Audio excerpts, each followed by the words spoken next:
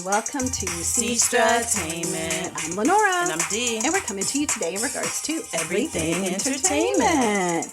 And so I am going to start first this week. And the thing that I am going to start with is the movie Sinners. Sinners. Oh, you already went to see it? I went to see it. I haven't seen it yet. Just no spoilers. No spoilers. Do I ever give? Well, maybe. I don't know. Yeah. But we've done it without realizing that we do it. Yeah, potentially. But no spoilers. So it may be a very short review. Well, no, it won't be a short review because I want to talk about like cinematography. Oh yeah, because you were telling me all about that. Yeah. So, but the movie Sinners is a 2025 horror adventure movie, 2 hours and 17 minutes. It is featuring Michael B. Jordan as Smoke and Stack. And you know this because if you look at the trailer, you see him in there twice. Yeah, so he's playing a set of twins, the Smoke Stack brothers. Oh, Smoke Stack. Yep, so Smoke and Stack. And so you also have Haley Steinfeld in there as Mary. You have Wunmi Mosaku as Annie. You have Omar Benson Miller as Cornbread. He was actually, remember when I said, you see him in so many things, you just don't realize it's him. But he was the one who was also in the Ptolemy Gray story, which was his nephew. Yeah, I know. So he's in that. We have Delroy Lindo. I mean, how do you go wrong with Delroy Lindo? Yeah, exactly. He plays Delta Slim. You have Sammy, played by Miles Caton. You have a lot of people. Jedediah Moore, who plays Sammy's father. And he's Saul Williams. You have it's just so many people. Lee June Lee plays Grace Chow. You have Pearline, played by Jamie Lawson, just a bunch of different people. So in regards to that, what I will say is that this movie was amazing. Okay. It was so good. It went so fast. Like, I didn't realize I had been sitting in there 2 hours and 17 minutes. And what I will say, and this is not a spoiler, but stay for the post. Yeah, I heard that. Yeah, I think everybody knows, but there's 2 posts. Yeah, that's what somebody was like. Yes. So after he's standing here like this, there's another one? So I was like, yeah. Yes, okay. So there's the one post, and then there's another post. The first one, definitely stay for. The second one, you can look it up on Google and see if you'd like to stay for it, but it's not necessary. I thought it was going to allude to something else, and it didn't, but I was just, thinking of Marvel and how it always like leads to something else, but that's not the case. So anyway, it is directed by Ryan Coogler. And so he did a fantastic job. I watched a video of him speaking to the different ways in which he used the film, like different films that he used to record. So if you're going to watch the movie, he stated to watch it in IMAX because that gives you the biggest and best experience. Yeah, he said everybody should watch it in IMAX. Yes. Yeah. And so what happens is that if you watch it in IMAX, it's like big screen, right? If you watch it on anything else, he said he actually filmed it on like, I don't know, 3 or 4 different types of films, so that way, if you're looking at it with a smaller screen, you're not going to get as rich and as depth in regards to the story that is told. Some of it, he was even showing different ways. Like if you watch it on IMAX, you see all the sky, you see all the ground, you see all of the horizon, everything. If you're looking at that same scene and you're looking at it with a smaller screen, you might see where like it just ends at the top of somebody's head. You're not going to see the whole sky. You're not going to see the whole landscape. You're not going to see, from a vertical perspective and all of that. So, but just the thought process it took cinematography wise for him to think through, I'm going to film this in all these different ways so that way, depending on how someone wants to see it, they get the best experience. And by the way, there's even a better experience that's only going to be shown at like 7 theaters in the entire country. Oh, wow. So he was just like, it's like 2 in LA, 1 in Louisiana, because they filmed a lot of the movie in Louisiana, and then maybe a few other places. And so anyway, the story itself of what I can share about it is about Smoke and Stack. So they are two brothers and they just got back from Chicago. So they went up to Chicago because they had just heard that, things were just a little bit more free there, that they didn't have to be the sharecroppers and all of that. They weren't necessarily good guys, like, little gangster, but they really did come back to start a juke joint. So they came back with some Italian wine and some Irish beer and like all of these things that people down in the South, they were in Mississippi. Yeah. They were just like, what? Italian wine? Yeah, like where did this come from? Like beer? Where you gonna get that? Not moonshine? You got beer? Like Irish beer from Ireland? Like, what are you talking about? So everybody really, they did a good job of trying to market this juke joint in like a day. Like literally a day to get people to come and want to spend time there. And so you have Sammy who, when the movie first starts, you can see that he is just distraught.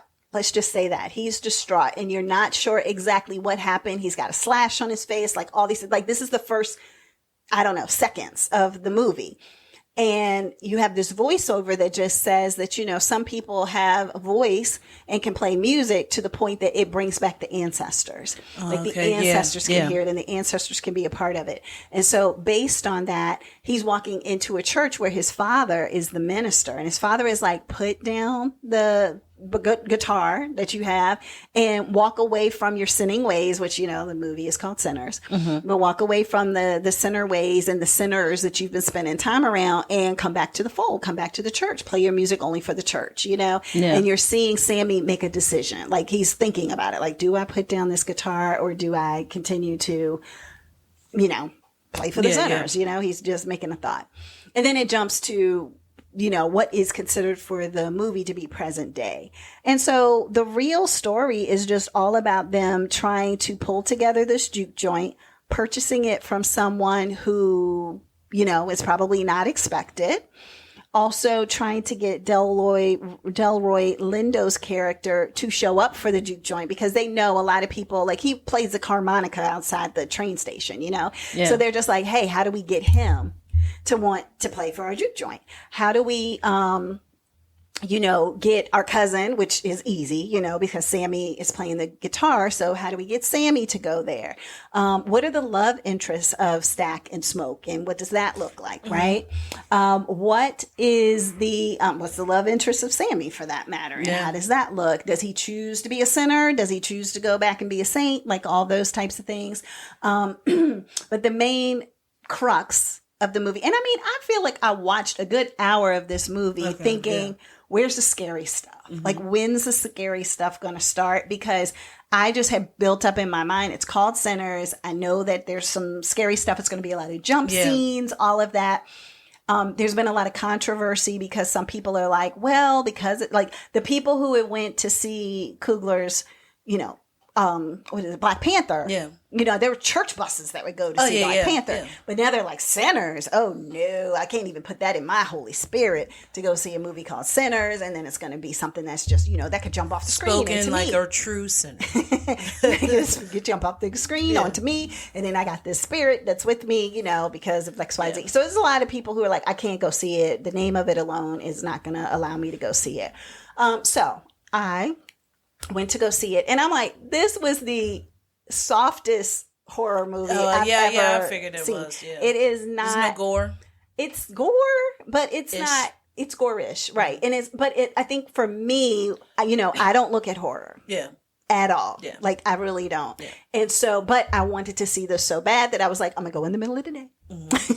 So that way I could sleep tonight, all those things. I ain't going to have the lights on, all of that. And it was not that movie. It was suspenseful. Okay. That's the easiest way to describe it. That's what I heard. It was like suspenseful. Yeah. I just wanted people to know that because there could be people who are just saying, oh, I can't go watch that because it's too scary. It's too whatever. But that is not the case at all. I think it's horror.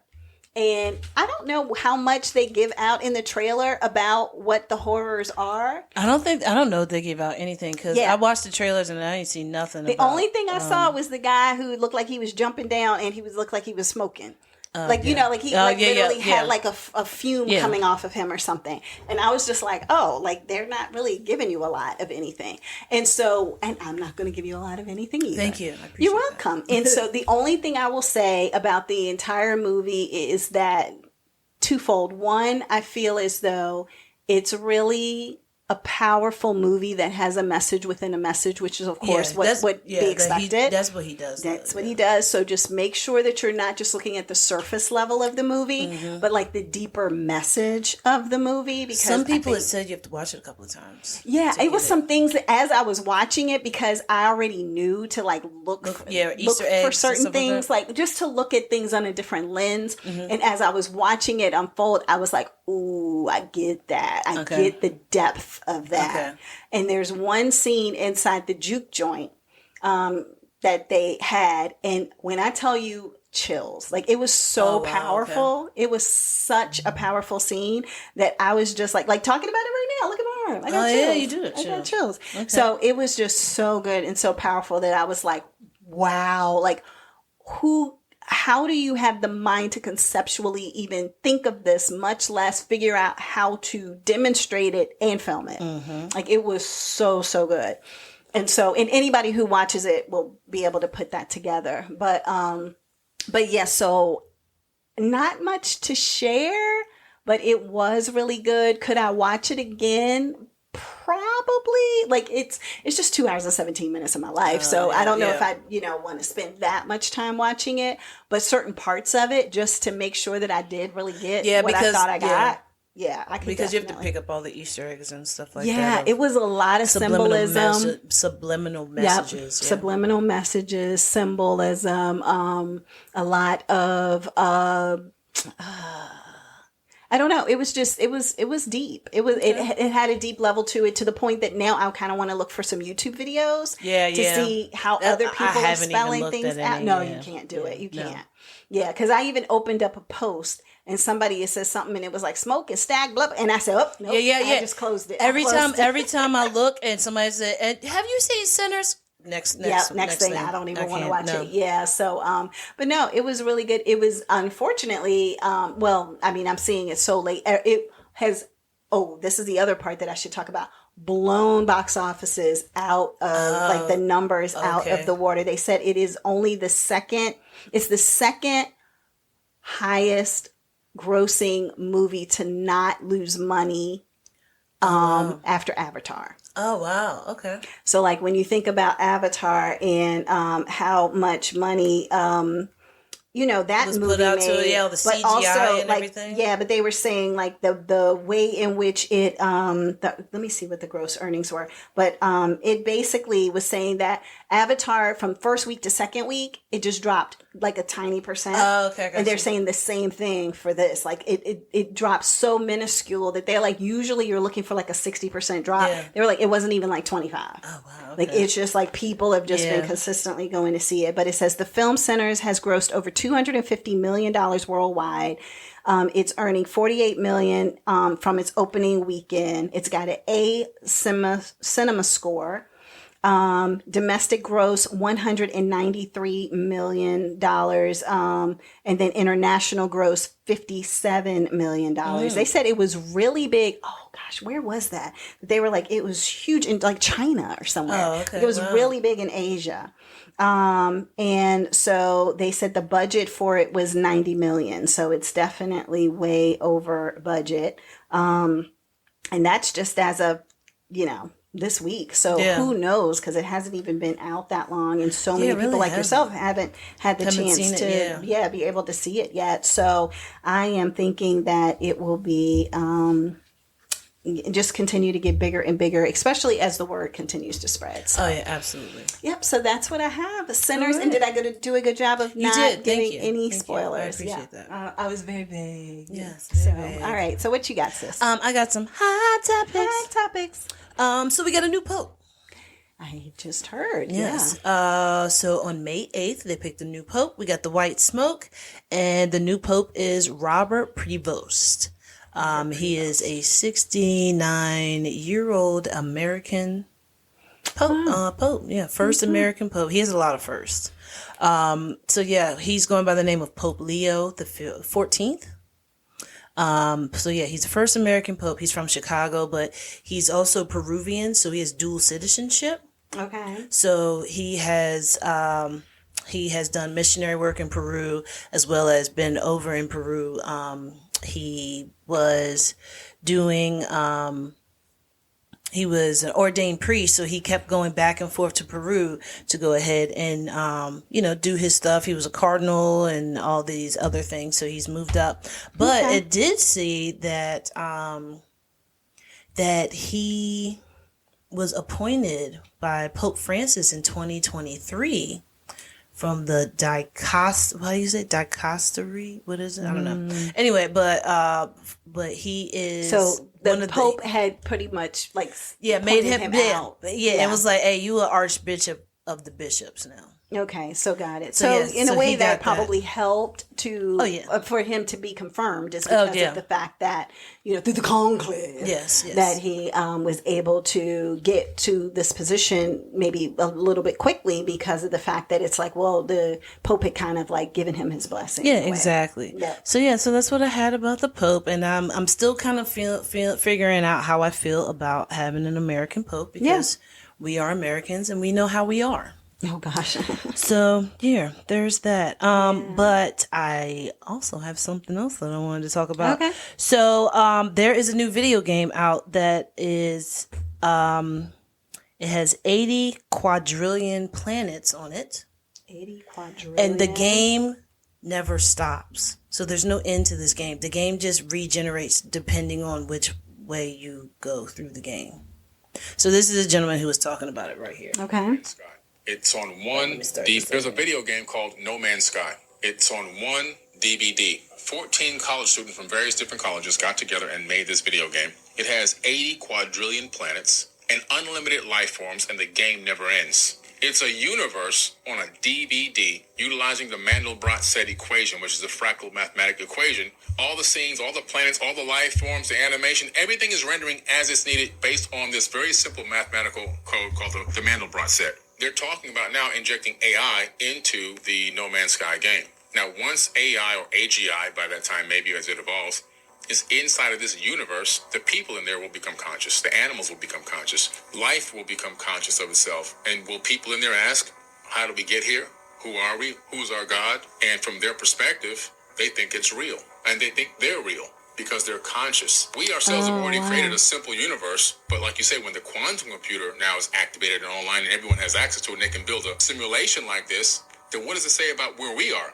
Because we are only creating fractals of what already exists. We're here in this third dimension, and we believe that this is reality, but it's not reality. There's a video. So with that being said, basically it's the game is never ending. And if you add AI into it, or we said AGI, I guess that's what it's going to be later on. But he said once you put that into there, then it becomes its own life form. Wow. Yeah. So, but it's a life form within the constructs of the game. Of the game, yes. And the life forms that are created within the game can have consciousness.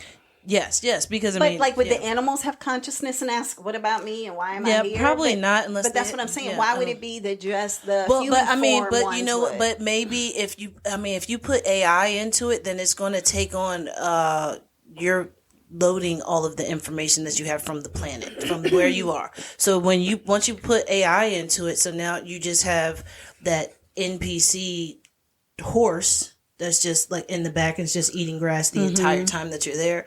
So now it might be a horse that comes up to you, or it might be a horse that if you get too close, it might kick you because now it's like you're too close. But it's thinking I'm a horse. I'm not in a video game because of the AI. Oh my gosh.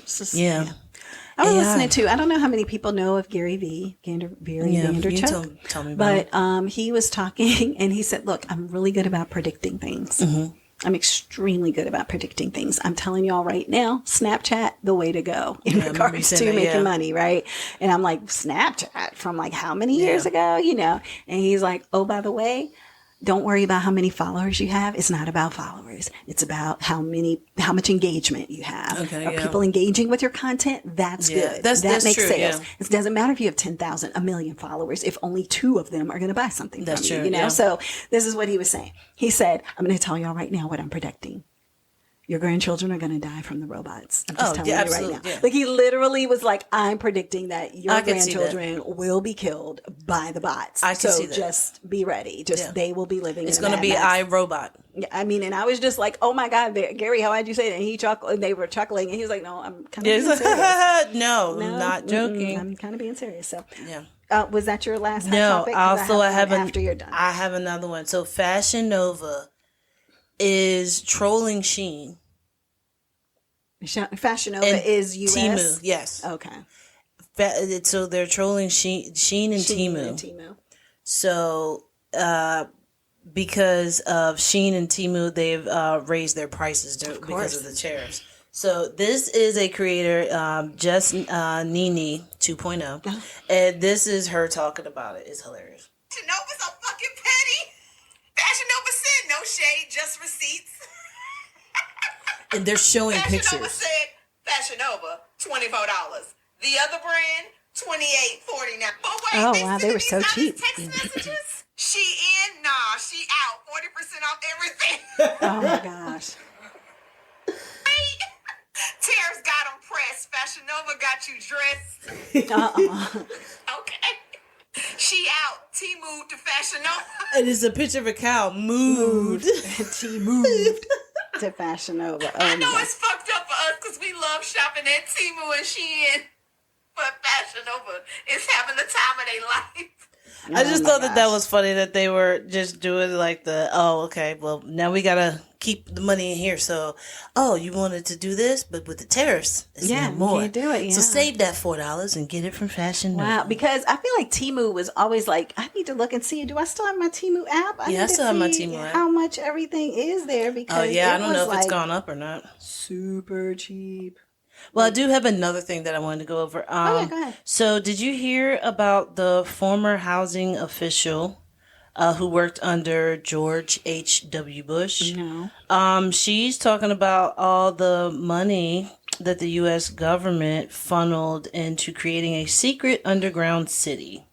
Oh, so paradise is real. Yes, where the rich and powerful can shelter themselves. But as she talks about it, did we not anticipate that this was all based on a true story? Yeah, exactly. But as she talks about it, she's like, there is jails under there. There is roadways. She said something about... What part of the world is it? She didn't say all that. She didn't say. But, I didn't see that part. But basically, she's just saying, like, everything that we have up here, we're going to have down there, but it's better. Or we do have down there, but it's better. So it's better to be there than here. Yes, but so are people moving early? No, I don't know. Maybe, who knows? But you know what? I'm wondering. Did you hear about them trying to ship the trash to outer space? No. Yeah, I don't hear about much. Yeah. Okay. So there said that I don't know, one of the people who have spaceships. I don't know if it's Blue Origin people or X or whatever. That they're going to take trash. But they're like, we can take trash to space. Why would you take... Well, if we're destroying the Earth, let's not destroy the galaxy. Yeah, exactly. We just going to have trash in space? Yeah, is it just floating? Or are they going to take it to a particular place? Because to me, it sounds like they would just have place? That's what I was going to say. Like you're going to Venus or Mars or something, and you're just going to pile trash up on there. Like that doesn't... I don't know the specifics with this, what they were thinking of. And it's like... This is why the aliens are going to come for us. But that's what I'm saying. They're going to come out the water and be like, all right, peace, y'all up on your own. I got the water. Yeah. Because we don't know what's under the water. We know more about space than we know about what's in our oceans. No, I really do feel like there's just certain things that we're doing and like going into space too many times and all of these different things. It's just like beacons that light years and light years and light years later, they're finding out about, and then they're going to zap like warp speed, like Star Trek, to us and just be like, look at this. I feel like they are just so ignorant and they're already doing that. I swear, like in space, we are the Florida of the galaxy. Florida man. Yeah, so we are the Florida of the galaxy. You know what? So remember how I told you that how do we not know that humans can't see a certain like colors, like a certain color? So this was a whole conversation that I had, but it's like if we can only see certain things, like we can't see 4-dimensional, but we can see 3-dimensional. Right. But how do we not know that there's a color out here that we can't see, and how do we not know that there are extraterrestrials that are that color that are just here, and they just come and sit down like you know when, like here right you now. know how you go to an amusement park and you just sit and you watch. Yeah, people watch. They are just watching. They could be us. walking through us. We don't know. Yeah, Like, we don't know anything. We don't know Yeah. their capabilities Exactly. and all that. Yeah. And if you ask people, they would say like things that we got from Area 51, 51. But like they're like, yeah, the reason we have microwaves right now is because of alien technology, or the reason that we have blah blah blah is because of da da da. So it's just like, what? Like, yeah. So I would love to go out there and visit. Like, I think it would be mind blowing. Not to say that it's all to real visit or where? whatever. Area 51. Oh, okay. Like just to go and see, like, do they have different kinds of things that are, you know, like a display or a museum or something like that? Not to say, again, that it's real, but it's just like, you can't imagine that the humans are the only people in the entire galaxy that, you know, there's no microorganisms on any other planets. There's no alien creatures, people, whatever, like in us looking, like you said, at it doesn't mean that we necessarily will see something because we don't have the ability. I mean, we're only use at the most, the brightest person, the person with the highest IQs uses 10% of their brain. Yeah, exactly. So therefore it's like, there's so many conceptual things that we're just not even aware of. Yeah, that's It's so deep weird. today. Why are we so deep? I don't know, but it's so weird that we use like a small percentage of our brain. And part Just of our imagine brain, what we could do with honestly, I think part of the brain that we don't use enough, and this is the part that they'll be like, oh, there's Is it common sense? No. Oh, okay. They'll be like, woohoo. But no, it's truly our ability to manifest things. I think that part of our brain, like so many people are like, no, it's just day in, day out, go to work, go to the gym, go to the grocery store, come home. Like, this is my life, and I don't really focus on things. But when I tell you that manifestation is real, and when I tell you that I proclaim myself as a master manifester of all the things that I've manifested in my life, and the way that I think that we need to think about things is from a perspective of like, God tells us that we are made in the image and likeness of him. And if he can speak and say, let there be light. Yeah, then we can speak and say, let me have $1 million in my bank account. Can't we speak and say certain things and keep that thing as the main focus on our brain until it actually becomes our reality? Yeah. If you can see it in your head, you'll seize it in your hands. That's very true. Kanye told us too. No, I'm just joking. Look, I talk about Kanye. I'm joking. I not know the lady sitting across from me. I just discounted everything. But he said, I closed my eyes and imagine. Before I had I closed my eyes and imagine the good life. That's you true. know, like he said that. And when he said that, I was like,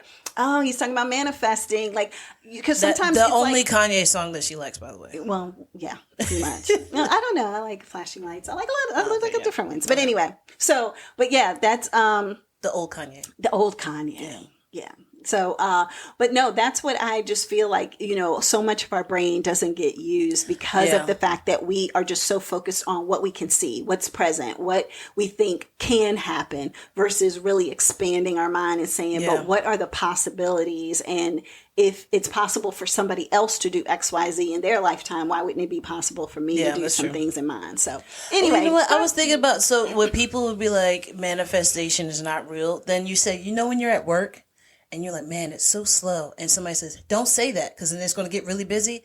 And then it gets busy. Yeah. It's manifest. Right. No, don't say that. Don't say, oh, you said it. Now it's in there. Everybody calls it superstition. Yeah, exactly. It's not superstition. Yeah, it's the manifestation. It's the power of your brain. So, like, if you break a mirror, they say 7 years bad luck. If you have that thought in your head, if you believe it to be true, then you're going to have 7 years of bad luck. So, yeah, like that. Whether you think you can or you cannot, either way, you are right. So, there you go. Exactly. So, I have something up. So, a pyramid dug up in Guatemala. Okay. You hear about that? No, I don't hear anything. Okay. All right, so I got this gentleman right here that was talking about this. So let me go to this. What's that? Oh, in Guatemala, they just recently dug up the top of a pyramid, and next to it is a sarcophagi. Oh boy. Yeah, this is a huge discovery there in Guatemala. And on the little pyramid that they have, the top of the pyramid, as well as on the sarcophagus, there is some old Egyptian writing on there and some petroglyphs on there. in And what they've been able to Guatemala. determine so far is some of the writing says sky and cousin on it. So sky cousin, I don't know. There's also a carving of an alien on top of the sarcophagus. And when they opened it, there's actually a preserved alien body inside the All sarcophagus. right, how do we know that to be true? So when they show the picture of the body that's inside of the sarcophagus, it don't look like ours. Is it short? No, it's long. Oh. It was long, but it looks like it was more legs than anything. Bone And legs, short torso. The leg bones look. And can you have a weird. picture? I'm trying to find the picture. Oh, I was of it going to now. say, But yeah, as a person who went to Egypt and has spent time with Egyptologists, as well as the Egyptian curator. Oh, this may not be Egyptian. Oh my, I don't know. It's all aliens. That's all everything is on here. Is aliens. Well, I was going to say, Anne has been around the Egyptian curator for their National Museum. I will say it's aliens. That's what I will say. Yeah. No, and the only reason, I mean, seriously, like it is mind boggling. And I know I've probably talked about it on this podcast before, but I didn't realize till I went there that they said every continent has pyramids. Yeah. Every single one. Yeah. Well, I'm trying to remember Antarctica, but still, like there are pyramids everywhere. And, of course, when you look at Chichen Itza or something like that, they don't call it necessarily a pyramid. They'll call it a temple. They'll call it something like that. Yeah. But it has the same structure. It's not as huge as the Giza pyramids, right? However, I've gone to Chichen Itza, and when you're there, they do talk about how there's certain things that even happen with that pyramid where when it's certain times of the year, people will line up and watch because it has where it looks like a snake is going down the side of the pyramid. And it's like, what in the world? Like, it's just how the sun hits. But then also at the end of it is a snake head, right? At the end of the pyramid is at the bottom is a snake head, and then the sun hits it to where the cuts in the pyramid, where each step in the pyramid makes it hit to make it look like a snake is slithering down the side of the pyramid. And it's like, who conceptually could think of all of this that long ago, right? Yeah. And then also in regards to what is the other thing I was going to say? Oh, and for the actual even temples and things in. I'm showing her the picture of the alien it's thing. long. See how long the legs are and how that There's looks? really no body, right? Yeah, it's no body there. That's all at the bottom. If that's a body, then that's the tiniest body. Where's the head? Yeah, that could be a body. There's really not a head. I'm like, there's no head. Yeah, but in it's there. mainly legs. Yeah. It's kind of like 6'7" basketball player. Yeah. That's kind of what it looks like when you're looking at them, and the excavators who are out there and archaeologists trying to slowly take the dirt off of it. But no, it is seriously mind-boggling to try to put together how these things took place and how they happened, and then knowing that, okay, you didn't have any of the creature comforts of even a wheel. To be able to put some of these things together. So you would have to slide and slip. Exactly. And then like literally being at the pyramids and seeing, wait, all of these stones are very different shapes. And like, but they fit perfectly together. Like a to puzzle. still stand. Yeah. So anyway, I don't know. But no. Constant discoveries as well. Yeah. But I would say that it has to be a higher life form because a lot of the same drawings and things are in different continents, parts of the world, and nobody could get from one part to the other back then. So exactly. how do you have some of these hieroglyphics somewhere completely different, and you're just like, wait, hold on. How are there hieroglyphics over here? So Yeah, they're like 4,000 years ago. Like, it's crazy. you know, they were still praising the water god. So I'm pretty sure they weren't really trying to get into the ocean because they were just like, he's going to force us. The god is going to force us back out. That's what the waves are. So, you know, that's very, you know. But yeah, that's all I had as far as my hot topics. Did you have another one, sis? I did.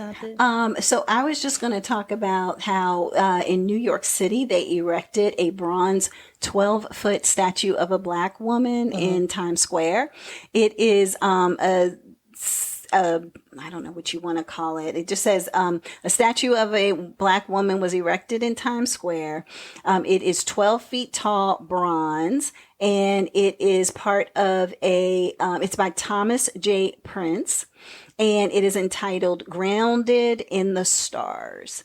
And so basically it is a fictional character, so it's not a real person, but it is intended to just show the fortitude of black women, their value and their individuality, and how it is amplifying. I can't talk. Traditionally marginalized bodies as well for this particular monument because of the fact that it is a plus size black woman, and you always would see somebody super skinny. Yep, she had braids, all of that, and so it's just saying how this is just very impactful to African Americans as a whole, but especially black women. And so this, Thomas J. Price. Yes, is the one that's what I said. Okay, I'm sorry. You were still looking at it probably. Yeah. It is going to be on display until June 17th. So if you can make your way to New York City to see the 12-foot bronze black woman on the display in Times Square, then maybe make your trip there. Was the Statue of Liberty supposed to be a black woman?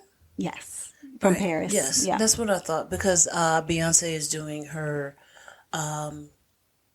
Juneteenth concert in Paris. Oh. And people like, why would she do her Juneteenth concert in Paris? And then there was a lady who broke it down and was like, okay, so what a lot of people don't know is that this was a gift from Paris, France, in order for, it was supposed to be a gift that was supposed to be basically for the celebration of the rights, the end of slavery and everything. Because it was supposed to be chains that were broken. And she was supposed to have chains in her hands, but they took the chains away from her hands and gave her that, I don't know, it looks like a tablet, and they put the chains down by her feet. They have the torch instead. Yeah. But it says that it was originally a robe-clad woman holding a torch and broken chains. So she would have the chains symbolizing freedom and the end of slavery.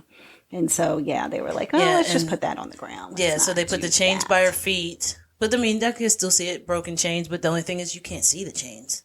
Yeah, no, because the robe is covering everything. Yeah. The other thing that you can see also when you go to Oui Paris is the smaller version of the Statue of Liberty there. So I actually had a few pictures of that. I love that. They have the smaller version of the Statue of Liberty, and here in Virginia, we have the small version of the Eiffel Tower.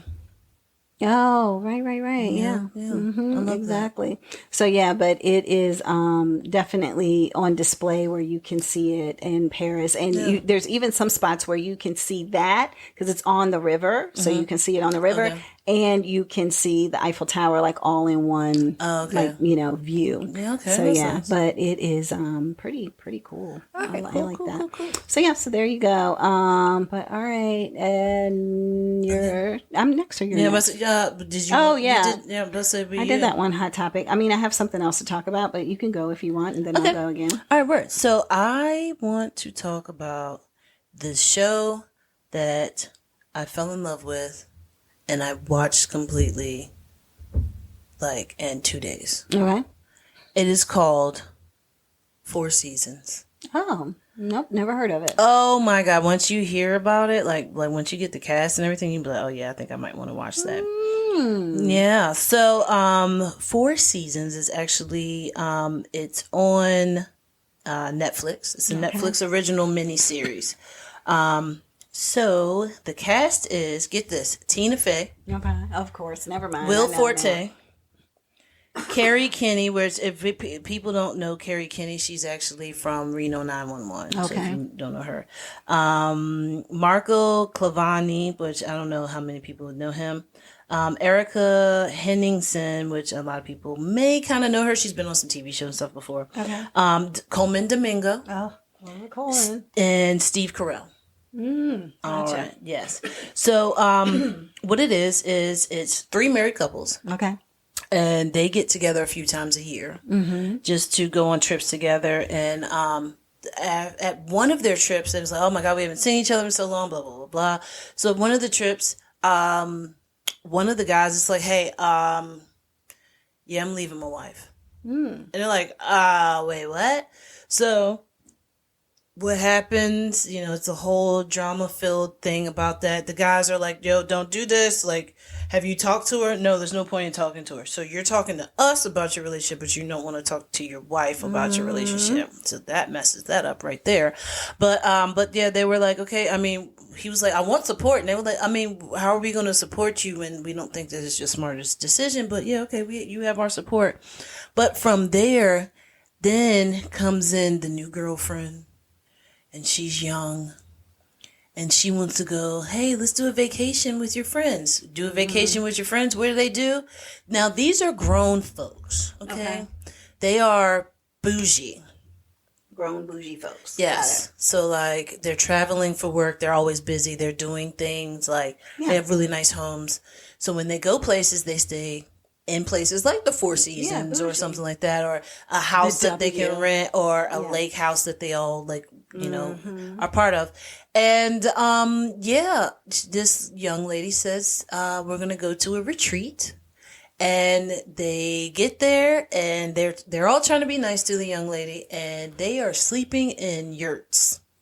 Yurts. Now, here's the thing. When you have bougie people who always stay in hotels and like houses, you give them a yurt, they're like, where's the hotel? Yeah. Because this is not it. This is where the people stand to do our valet parking. I don't understand this. So so you have that going back and forth between, is this girl going to stick around? Or is she just like part of his midlife crisis, things like that. But then there's also some surprises that happen in the show that could make it make or break type situation. So with one of the couples, it's like, oh, we're renewing our vows, but it's a surprise. Oh, a lot of surprise stuff. But then something happens and the vows are not completely renewed.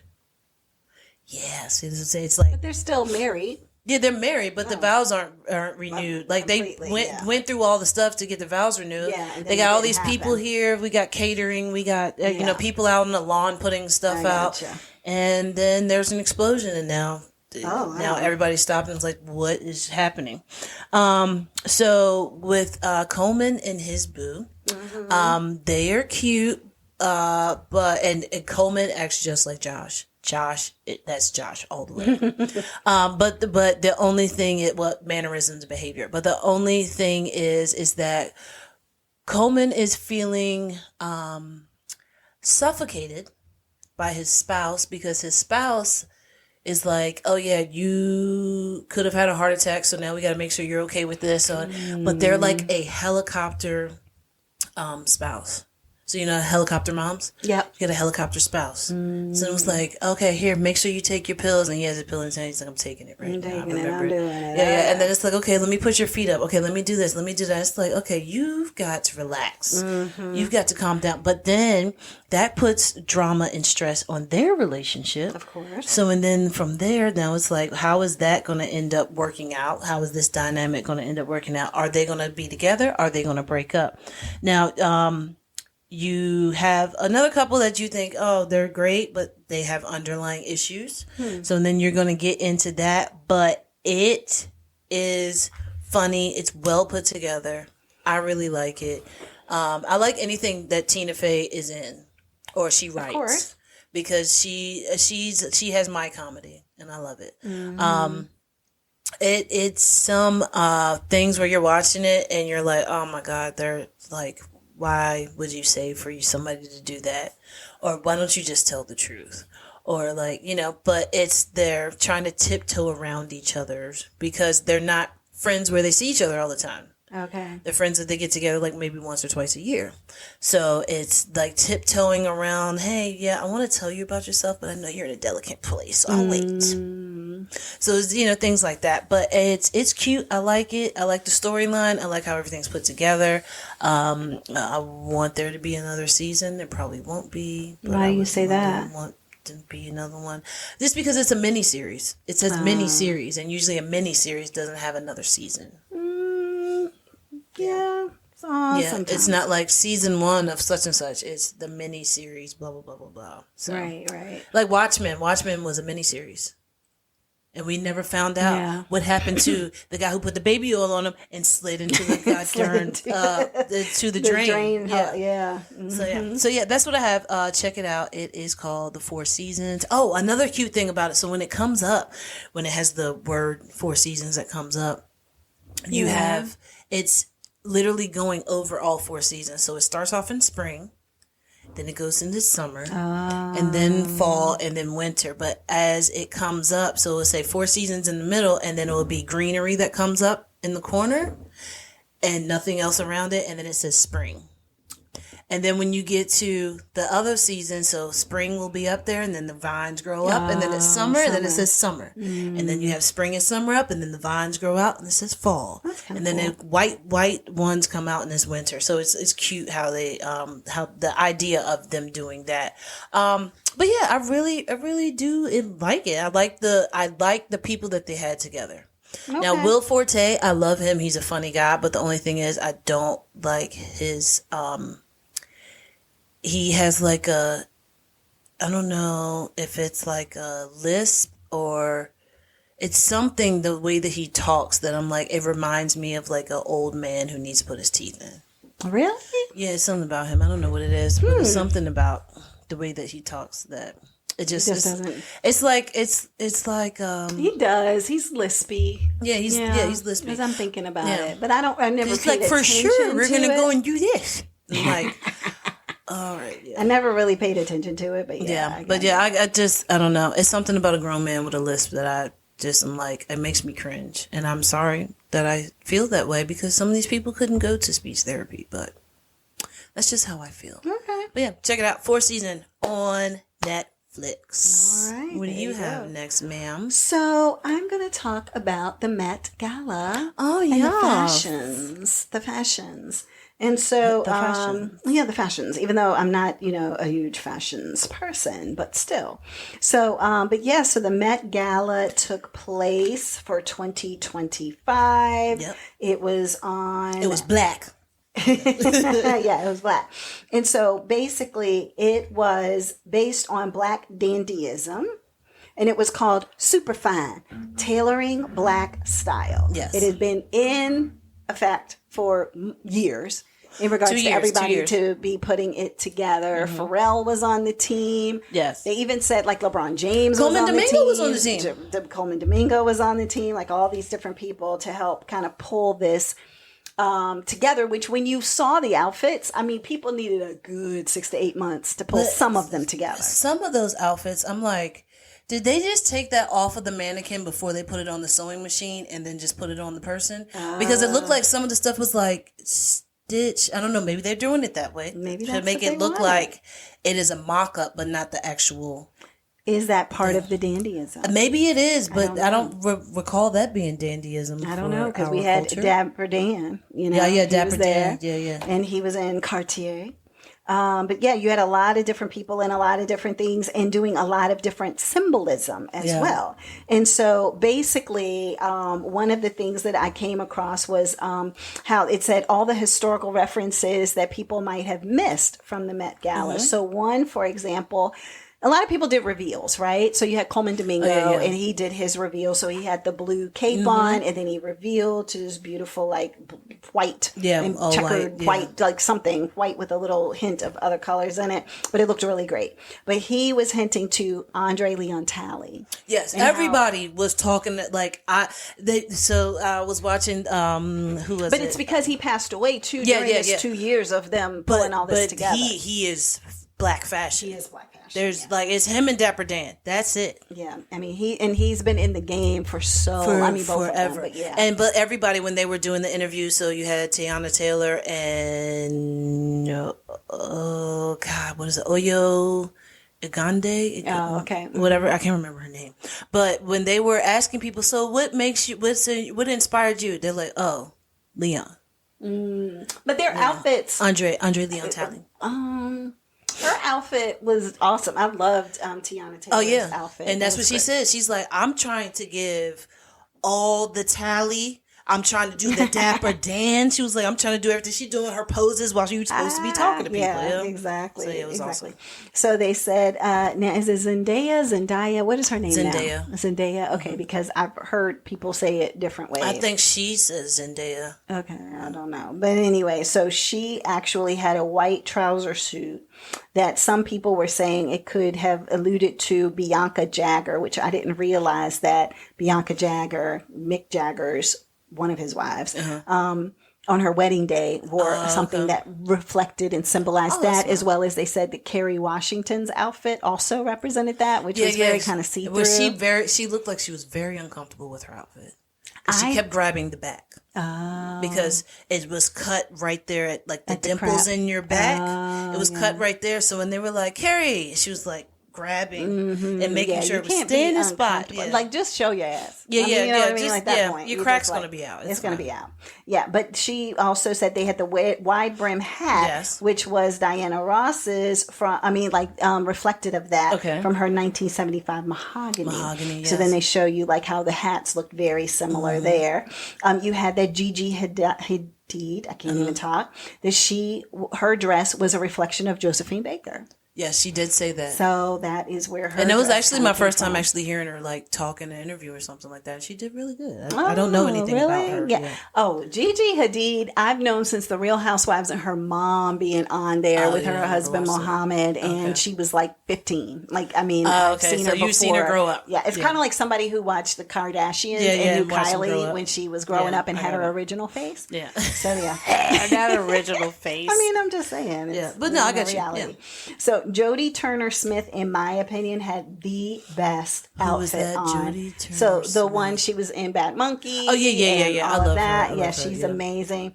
She was it basically says a custom Burberry creation that was inspired by the Black equestrian Salika Lavesky. Okay. Oh wow, that's a name too. And she was in Paris. And so it said it's drawn from her 1891 photograph by Paul Lindar. And so basically she was an equestrian and she had the top hat, everything. Like it was perfection. So for me personally, I absolutely loved it. Megan Thee Stallion also did a Josephine Baker rendition. You have that, who else do we have? Oh, Rihanna. She was in Marc Jacobs. She's pregnant again, which I think a lot of people did not know. Yeah, like this was her reveal, was coming to the Met Gala and showing. I wonder. Rocky? Yeah. He designed, that was his own design. Of both of their outfits? His clothes. Or his? No, his clothes, okay. He's like, this is my design. And the baby hairs? What? Because he had like the little baby hairs. Oh, I didn't pay attention to that. That's what I was paying attention to. I kid. But no, everybody had amazing outfits. Diana Ross's Stevie outfit Wonder. With her, I mean, when I say train, I mean, she was up like to the halfway point where you stop to take your pictures again from the bottom, and her train was still on Princess on the bottom. Diana, like almost like vibes. Yeah. But it was everybody. And I like the fact that even though it had a Black theme to it, because it was all about the superfine, like Black tailoring, Dapper Dan, I mean, not Dapper Dan, but the the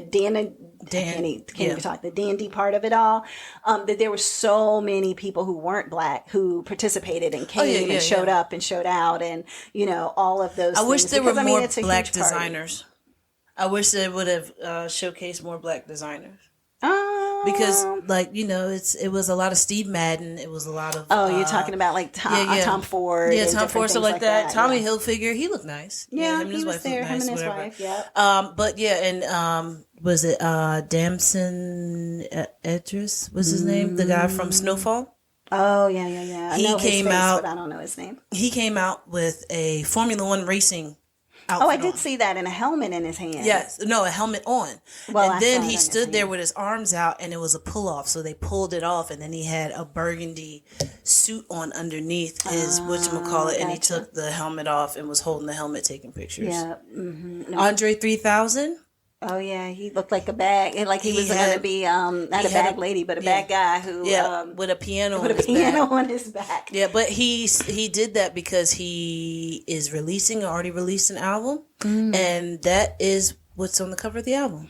Oh, him with the piano on his back. Piano on his back. Yeah. Okay. Yeah, I just knew he had like the Scottish skirt on or something like that. The kilt or whatever. Yeah, he walked with a trash bag. He had a trash bag in his hand as a bag. Yeah. So everybody's like, is he referencing Bag Lady of Erykah Badu? You know. Yeah, I don't think he wants anything to. I wouldn't think he would, but you know that when you bring a bag, that's what people are going to think. Yeah, exactly. You know? Exactly. Of course, Janelle Monáe. It's so funny because I'm like, she's that anyway. Like that's that's whole aesthetic. Yes, absolutely. In life. Yeah. So for her to do something for this, you know, she had to like take it to a different level. Yes. Which, you know, was she good. had three.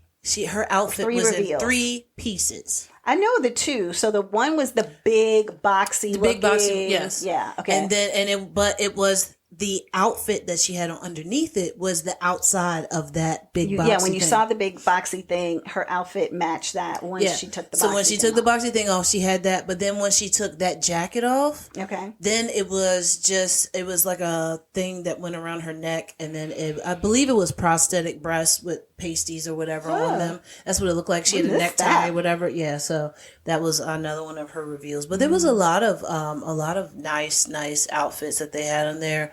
Who was it that I thought looked really good? Usher, he looked okay, but he kind of gave me what's the name of the guy? I don't know. It's somebody from what's the movie? I don't know. But I didn't like the hat. I didn't like him and his wife. Yeah, I didn't like the hat. Yeah. I think he could have done away with the hat. The hat gives me like somebody's. He didn't really wear the hat long because he mainly had what I'm looking at is a picture right now of him and Ralph Lauren. Yeah, and it was a scarf and like tux basically, like looking good, cane, all of that, and his wife, she had on a beautifully fitted and like not embroidered, it's like floral looking, the material made the flowers, right? The what is that, like chiffon or whatever, or lace or whatever, made flowers in it. She said she couldn't sit down. Oh gosh. Yeah, really? she was like, I don't plan on sitting. It's not gonna happen. Well, they say a lot of people don't at the Met for some reason, but also she wore pants, so why couldn't she sit down? No, she said the clothes were so tight on her that she couldn't sit down. Yeah, because it's tight on her stomach for sure. I can see that. Like she would be. She was like, I'm not going to be sitting down. Yeah. And she had the long little train thing with it. So I wonder when you go inside, because we never get to see the inside of the Met. Yeah. So when you go inside, is it like everybody's just standing around talking to each other in long trains and different things, or like things you have to watch out for? We got a peek of that. You know when we got a peek of that? In Ocean's 8. Remember in Ocean's 8? So they still have people sitting down being able to eat. So I did see a peek of inside. So Megan Thee Stallion, Quinta Brunson, and I can't remember who the other person Somebody was. else. God, I can't remember. You can't have dead air. Anyway, yeah, I know.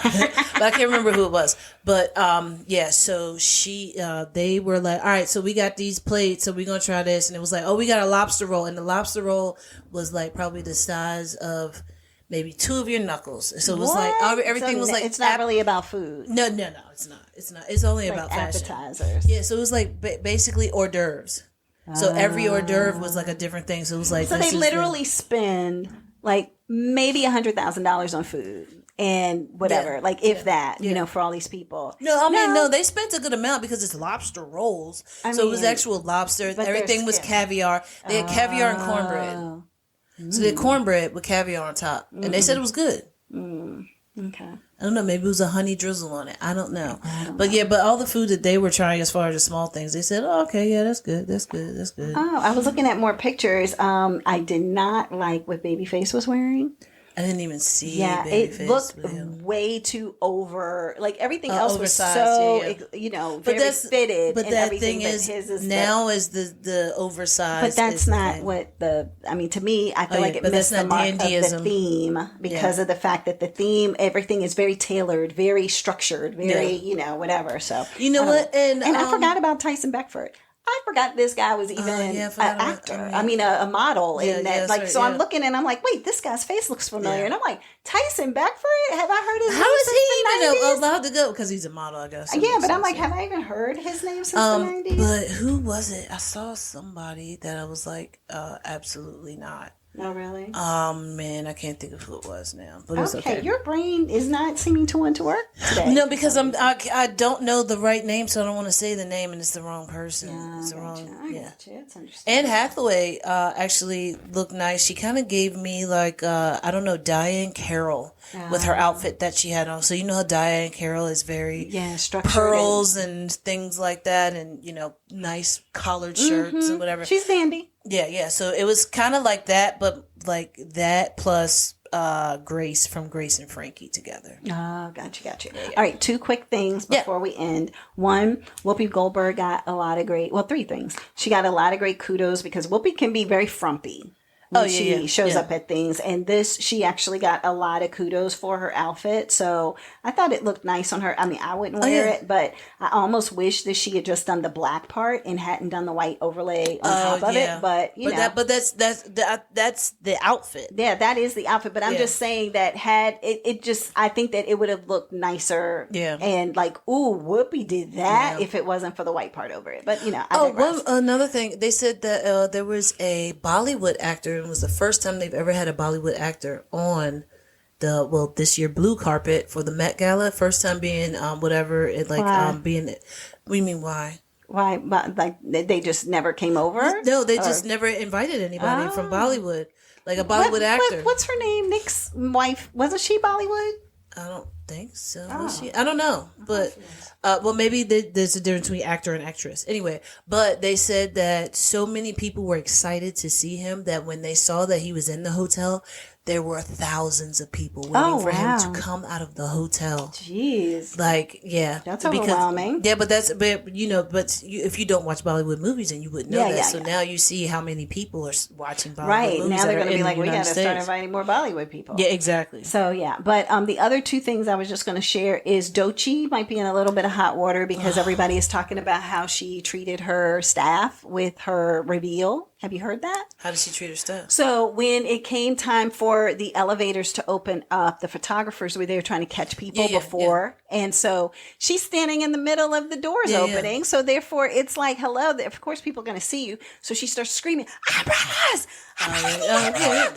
So then, they pull the thing over and she's screaming at her team about the umbrellas. I need more, blah, blah, blah. So anyway, long story short, everybody is just like, okay, we kind of like Doechii and we love this anxiety song and all this stuff, but why is she being so disrespectful? Well, that's because your reveal is on the carpet. Right, your reveal is supposed to be the hotel. But my point is, why in the world do you stand in the middle of an elevator right as it's coming to the bottom floor to open up when she might have anticipated that they would have something there? But you have when I tell you she could barely move in the elevator because all her people were in there. So my thing is, you should be in the back of all your people. But so that's why I said, is it one of those elevators that has the double doors or something like that? But you said I didn't see that. And so anyway, so there's some controversy there. I have not heard if she has come out, said anything about it, whatever. The other thing is everybody's making this big deal about Pamela Anderson and how she looked because she didn't wear makeup and she just looked like a regular person. She looks like a regular white lady. Exactly. And everybody was like, and even the pictures that they're doing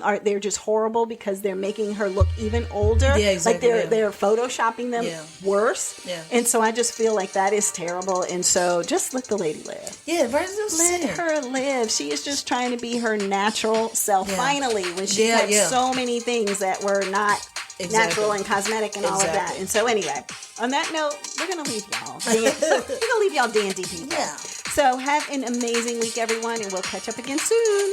Bye.